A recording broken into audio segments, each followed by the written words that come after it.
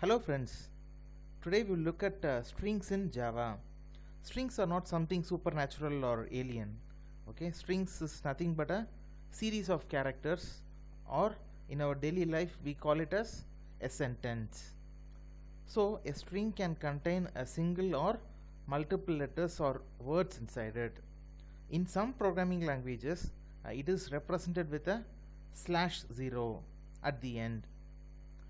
And by a simple dot in our typical letter writing like day to day. But in Java, a string is represented within two double quotes inside it. Okay, so you can have any combination of any permutation and combination of characters, spaces, symbols inside those specified double quotes. So whatever is inside the double quotes is the string. Okay, so as we had already mentioned, strings are nothing but a series of characters, and it is not a character array in Java, which we will anyway discuss it later on. Okay, then apart from basic strings, in Java it has two more variations. One is called string buffer and another is called string builder, which anyway it is not displayed in this slide. Okay, so before seeing the difference, let's understand about mutable and immutable. Mutable or mutant means changeable or flexible to change. So if you assign a value to a string buffer which is mutable, then you can easily change its value. But in string, it needs to create a new object again and assign that value.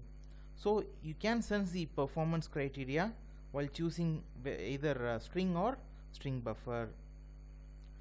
So right now just remember that string is immutable and string buffer is mutable. Okay, and also string buffer would be much more faster to access.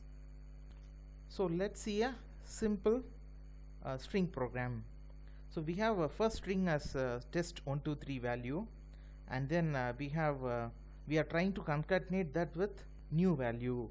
So it should then print test123 twice in both the print statements. So let's see how it comes. So when you actually run it and see, surprisingly that concatenation was not permanently retained. That's because in the first print statement it concatenates both the values and prints, but that return result was not captured back to that original string. Okay, got it right? So to avoid this specific problem, let's now deliberately try to capture that added string value and have it stored in our first string variable itself. Okay, so if we now try to run this and see, now if you run it and see, test123 is printed successfully. So if you analyze our experiment, we can see that strings are basically immutable or not changeable. So here we can only assign a new object to that string to replace its value. So again, in a string itself you can have different functions to use. Okay, like character at. So let's say character at 4. So it now prints it as 1. So if you see, the characters in a string starts from 0th position. So that is why it gives us the 5th character, that is 1 from our original string. Okay, so character always starts from 0 position. So just to recheck, let's give it as character at 2, meaning the third character is correct. So now if you see the result, yes. Okay, so there are a lot more functions to explore. Okay, one of them would be substring begin index. So let's say 2 means split from the third character of that string. So st123 new, so 0 1 2 and then afterwards. So now here is your learning. Okay, if you want to really learn more about strings in Java, try to create your own substring function instead of that default substring. Okay, so that way you will learn truly the nitty-gritties of string. Okay, so it is always a good practice to create your own function, and you can even tweak your logic somehow. So likewise, there are different string functions you can explore more. Okay, like length function. So the length function is to get the string's length. Then concat function we are already seen. Okay, and then we have contains. So it is to check a substring is present or not, and ends with to check for a suffix in a string. So ends with 23 or not. So it comes as false.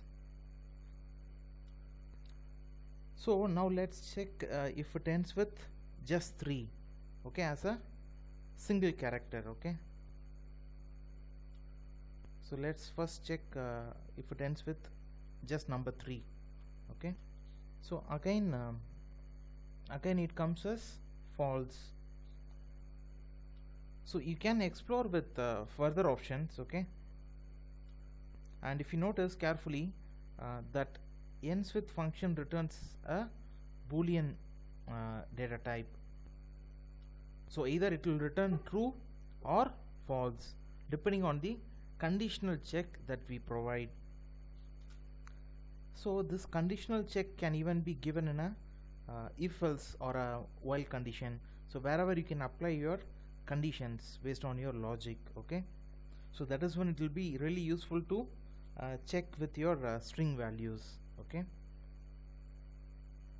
so most often than not you will be using substring or ends with function. Okay, for your string value comparisons. Okay, so let's print the string value before checking the condition. Okay, for the first string variable. Okay, so if the new suffix is checked now, then the output comes as true. So like this, try to explore with different string functions available. Okay, something like the index of function. Okay, so and then apart from index of function, there is 2 lowercase, 2 uppercase. Okay, and lot more functions. Okay, so you have a lot more to explore. So that's all about strings. Thank you friends, see you soon, bye.